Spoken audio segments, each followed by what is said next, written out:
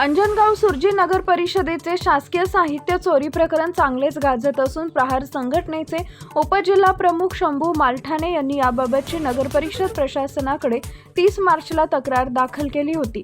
अंजनगाव सुर्जी नगर परिषद शासकीय साहित्य चोरीची गंभीर घटना असताना नगर परिषद प्रशासनाने याबाबत कोणतीही कारवाई न केल्यामुळे प्रहार संघटनेने आक्रमक पवित्रा घेतलाय। शहरातील काटीपुरा येथील गाडगेबाबा यांच्या पुतळ्याजवळ 9 एप्रिलपासून बेमुदत आमरण उपोषणाला बसणार असल्याचा इशारा प्रहार संघटनेचे उपजिल्हा प्रमुख शंभू मालठाणे यांनी नगर परिषद प्रशासनाला निवेदन दिले।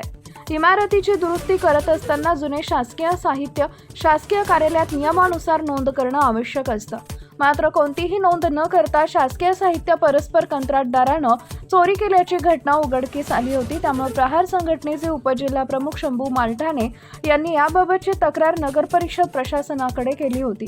शासकीय साहित्य चोरी प्रकरणात स्थानिक प्रशासन साहित्य चोरी करणाऱ्या कंत्राटदाराला व सहकार्य करणाऱ्या अधिकाऱ्याला पाठीशी घालतात की कारवाई करतात याकडे आता शहरवासियांचं लक्ष लागलं।